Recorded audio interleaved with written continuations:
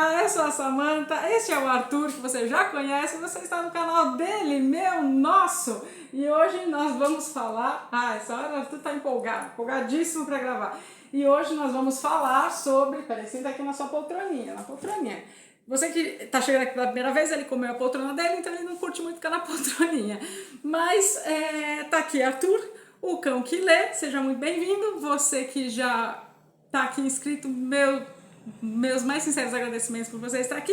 E hoje daremos, eu e o Arthurzinho, 5 dicas de 5 livros sobre sustentabilidade, meio ambiente e sustentabilidade. Bom, eu irei apresentá-los, cada um deles, dizer por que estamos, né, Arthurzinho? Por que estamos indicando esses livros para você e por que da importância deles, ainda mais no momento atual. Deu sua participação especial e tá saindo o cão que lê. Bom, vamos lá por muitas partes. Separei 5 sim, vou deixar os livros aqui. Bom, Arthur saiu, então não dá para mostrar. Vou mostrar um a um, vou contar um pouquinho de cada um deles. E aí a gente vai conversando, tá bem? Eu tô gostando dos comentários, quem tá deixando comentário, quem tá vindo se inscrever novo, então, enfim. E assunto meio ambiente, sustentabilidade, ecologia, são temas que eu sempre gostei muito e não vou me alongar aqui, que senão eu vou contar a história de lá da Eco 92, quando eu tinha 12 anos, e você não fala, Samantha, pelo amor de Deus, só apresenta os livros que a gente quer saber quais são as 5 dicas. Ninguém quer saber do movimento da Eco 92, quando você participou, com cartazinho lá fazendo trabalho de escola.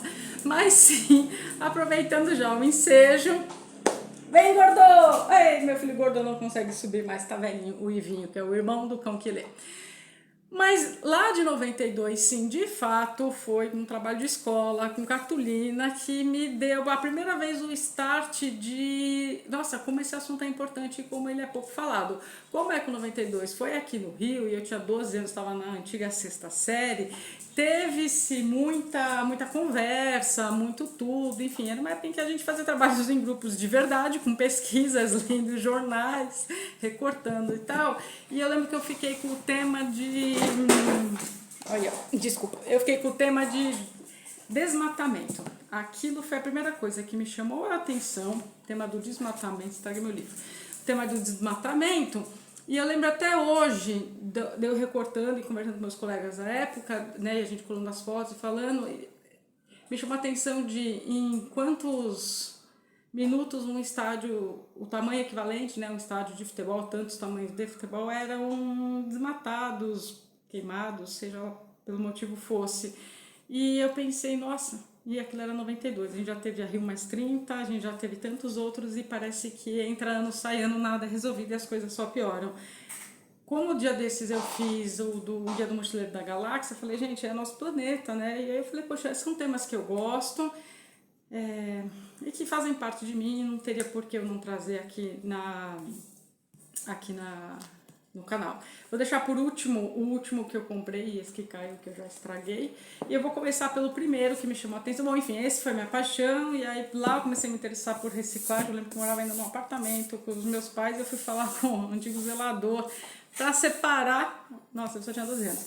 Para separar o lixo, né? Reciclado. Naquela época não tinha, ninguém liga para isso, ninguém dá muita bola, né? Eu naquele afã da escola, mas não morreu ali, né? Enfim, e aí também me chamou a atenção, logo antes de eu abrir o canal, a questão do relógio da hora final, né? Acho que é esse nome até, senão eu li aqui a hora final em um dos livros e confundi. Mas tem uma música do Iron Maiden, sim, sou muito fã do Iron Maiden, que chama 2 Minutes to Midnight, e essa música é uma alusão aos 2 minutos que faltavam para o fim do mundo, né? E há pouco tempo atrás, mas foi esse ano já, esse relógio já está em acho que menos de 1 minuto, ou está em 1 minuto e meio, algo assim. Que é um relógio que, enfim, tem um porquê de ser, deu em tudo que era jornal, jogue aqui no próprio YouTube, relógio para o fim do mundo, alguma coisa assim. E daí vocês vão ver e entender por quê. Pois bem, aí passou, né? A vida andou, tudo foi acontecendo, eu fui acompanhando. E aí, um dos primeiros livros que eu comprei foi esse aqui. Um dos primeiros livros que eu comprei que eu achei que eu gostei, o papel é reciclado, feito de papel reciclado, esses 6 graus. Eu comprei em alguma livraria entrando assim, sem pretensão, e me chamou a atenção, 6 graus. o aquecimento global e o que você pode fazer para evitar uma catástrofe. Bem a título de curiosidade, porque eu mencionei o Iron Maiden, eu tinha um outro canal que, enfim, né, na época não com essa proposta de hoje. Eu não gosto de carnaval, porque eu gosto de Iron Maiden, né? Onde que eu vou gostar de carnaval? E no carnaval de 2012, o Iron Maiden tinha lançado pouco antes, eu tinha assistido até o show aqui em São Paulo, da turnê do Final Frontier. Tem até aqui o bonequinho. Aqui. Este é o Ed da época. É o Ed. Não é um monstro, gente, não é capeta. Ele só é um integrante do Iron Maiden. Pronto, foi desta turnê. Tem uma música lá que eu gosto muito. Gosto. Chama... Acho que agora de cabeça... não sei. When the Wild Wind Blows. E não tinha tradução. E eu pensei, gente, uma música tão bonita dessa, sem tradução... E aí eu tinha um canal, vocês podem até ver, chama Fênix Sofia Dolby, tudo junto. Tem mais de 100 mil visualizações desse vídeo, porque também já tem mais de 10 anos. Eu até entrei por este canal para comentar o pessoal que escreveu lá em português. Mas eu acho que não acreditaram que era eu, e eu perdi, era simplesmente o nome das minhas 3 primeiras cachorras, eu perdi senha, perdi tudo. Mas alguns vídeos que eu fiz ficou lá. Não tinha o intuito de fazer um canal de música. Eu só queria que aquela música saísse, mas depois eu fiz dos meus cachorros, enfim, então esse canal existe. E esse vídeo está no ar, com a letra em inglês mesmo e a tradução. Só que por que eu tô me alongando tanto? E se você tá aí, que bom, aguentou ficar até agora. Porque o que eu fiz? Eu dei a minha interpretação sobre a música. Não foi exatamente o que o Bruce Dickinson, Steve Harris e companhia quis fazer naquela música do Iron Maiden. Não foi. Tanto que muita gente até me criticou, mas tudo bem, tem crítica com crítica. Mas foi a minha interpretação. Então eu fui no Google à época, peguei foto por foto, contando as coisas em relação aos animais, meio ambiente, enfim, aproveitando o ensejo da música. Então foi uma interpretação pessoal, tá? Não é a interpretação da banda. Pronto. Até mais, Ed. Volta aqui para enfeitar. E aí, bom, dito isso, tem lá a minha interpretação, que é meio que o resumão do que está aqui nesses livros. Então eu sempre procurei, de certo modo, alertar as pessoas para a seriedade dessas questões todas. Dia desses, quando eu liguei também a TV, estava lá, nossa, a perspectiva é que talvez até 2030 a gente aumente 1,5 graus. Poxa, esse livro 6 graus aqui, que me chamou muita atenção, ele separa grau a grau, do 1 ao 6º, as consequências que podem acometer o nosso planeta, se aumentar mais de 1 grau. E aí, né, eu tava aqui pegando fazer esse vídeo, tá aqui, né, 1 grau, tem a introdução de 1 grau. Aí vai aparecendo, né, as montanhas brilhantes da África, os rios fantasmas do Saara, começa o degelo do Ártico, o perigo nos Alpes, alerta de furacões no Atlântico Sul, a submersão do atol. E aí ele, tá aqui, cada capítulo... E aí cada subtítulo desse ele explica com o aumento da temperatura 1 grau. Só que a gente está falando de um livro de 2000, nossa senhora, o autor aqui nasceu em 73, nossa, ele é só 7 anos. Esse livro chegou aqui para edição pela Zahar em 2009. Ele foi escrito pouco antes. Então a gente está falando aí de algo que tem aí minimamente 10 anos, 15, né? Vou colocar assim. E já aumentou 1 grau. Então já tem coisas que estão aqui acontecendo. E aí 2 graus, 3 graus, 4 graus, enfim. Eu amo o urso polar e aí assim, né, os corais é a calota de gelo, o último reduto do urso polar, porque essas coisas estão de fato acontecendo. Então esse aqui, o aquecimento global, o que você pode fazer para evitar uma catástrofe, eu deixo esse como recomendação, porque não é sensacionalista, nenhum desses de fato é, mas ele não é sensacionalista e deixa de modo bem claro, não como se fosse uma aula... Eu não vou dizer aula chata, porque o assunto é interessante, mas porque ele fala com você. Então, esse livro, se você encontrar, fique atento, porque né, não adianta a gente esperar chegar a 2030, o que vai acontecer se a gente não tomar as devidas precauções aqui. Bom, só para vocês terem uma ideia do que a pessoa escreveu aqui atrás. O que aconteceria se a temperatura do mundo se tornasse 6 graus mais quente? Populações inteiras seriam exterminadas e alguns países sumiriam do mapa.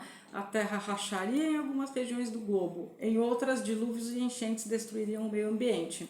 Este livro investiga as previsões dos cientistas de que o aumento das temperaturas globais ficará entre 1 e 6 graus. Tá? Então, esse é o livro 6 graus. Nessa mesma linha... foi por essa época também, A Hora Final, alerta de um cientista. O desastre ambiental ameaça o futuro da humanidade. Esse livrinho aqui da Companhia das Letras vai na mesma onda, só que ele é um pouquinho mais antiguinho, ele é de 2003, chegou aqui em 2005, quer dizer, esse livro tem 20 anos. E ele também é dividido, eles são divididos bem gostosinhos, é que esse aqui tem um pouco mais de não que é apocalíptico, mas já, tipo, o que dá pra gente fazer? E ele menciona o que eu tava falando do relógio da música Two Minutes to Midnight, o relógio do juízo final. Tivemos sorte em sobreviver até aqui? Ameaças pós-2000, terror e erro, perpetradores e paliativos, no sentido assim, o que a gente vai estar... Estamos só dando aí um cuidado paliativo na Terra e não estamos de fato agindo. Ameaças humanas à Terra, riscos extremos, uma aposta de Pascal, tem um que filosófico aqui também, os filósofos do juízo final, há significado cósmico em nossa sina, e aí tem o epílogo. Então, assim, é mais sucinto um pouco, não tão explicativo, que acontece grau a grau, mas assim, tão alertivo, eu diria, né? Alerta a gente do mesmo jeito, em outro tom. Nessa mesma linha, aqui entrando para outras questões, eu sugiro, como dica também, meio ambiente e sustentabilidade, né?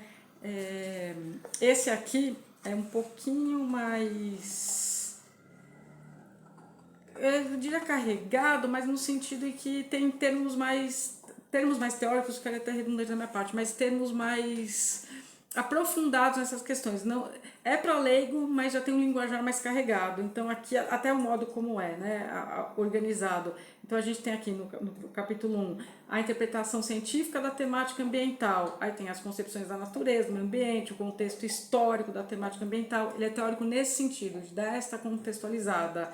A temática ambiental, para quê e para quem. Aí vai capítulo 2, concepções de desenvolvimento na modernidade. Então, desenvolvimento e progresso na modernidade, os limites do desenvolvimento, os recursos naturais e ambientais, sustentabilidade e desenvolvimento sustentável, mudanças e permanências na perspectiva do desenvolvimento. Então, ele abrange já mais este lado. Para quem quer uma coisa mais teórica, eu indicaria esse. Na leva dos outros, e talvez meu favorito não fosse o último que eu vou começar a mostrar, eu ficaria com esse aqui, o Gaia Alerta Final. Esse aqui foi meu favorito. Aí você vai falar por quê? Fogem até... Não, são todos da mesma temática, mas eu gostei mais do modo como ele expõe e tal. Não trouxe aquele do Al Gore, tá? Verdade Inconveniente. Eu quis trazer 5 diferentes sugestões de livros sobre meio ambiente. Talvez esse seja o tema do vídeo. Neste aqui, o que acontece? O James, né, o Lovelock, vai ficar na história como o cientista que mudou nossa maneira de ver a Terra. A Intrínseca trouxe este livro, também em 2009, foi uma época que saiu bastante livro mesmo. Foi tudo por aí, eu estava lendo bastante. Ele tem menos capítulos, vamos colocar assim, bem menos, 9, tem 219 páginas, mas são mais extensos cada um dos capítulos. Então tem assim, a jornada no espaço e no tempo, pá. Isso na página 15. Aí, na 45, então a gente tem 30 páginas falando disso. A previsão climática, no 3, consequências de sobrevivência, fontes de energia e alimento, geoengenharia, a história da teoria de Gaia, percepções de Gaia, ser ou não ser verde e ao próximo mundo. Então esse aqui não é um romance, mas é como se fosse narrado assim numa linha só. Aqui você consegue dar uma estudada com pausas, você não vai numa tacada só. Aqui tem essa pegada mais diferente dessa, que é bem descritiva, que é bem leigão mesmo, assim, sabe? Todos são, qualquer um dá para todos lerem. E aí, para mim, o melhor, né, que eu comprei o ano passado, foi o ano passado, eu estraguei a capa. A Terra Inabitável, uma história do futuro. David Wallace Wells.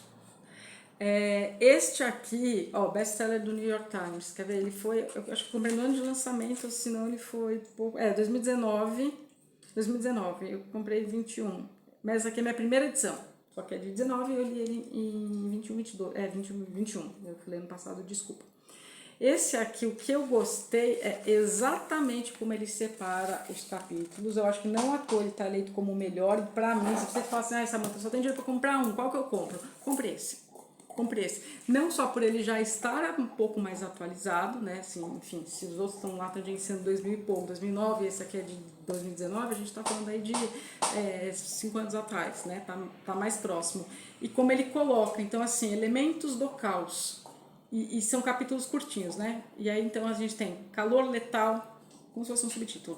Calor letal, fome, afogamento, incêndios florestais, desastres não mais naturais, esgotamento da água doce, morte dos oceanos, ar irrespirável, pragas do aquecimento, colapso econômico, conflitos climáticos.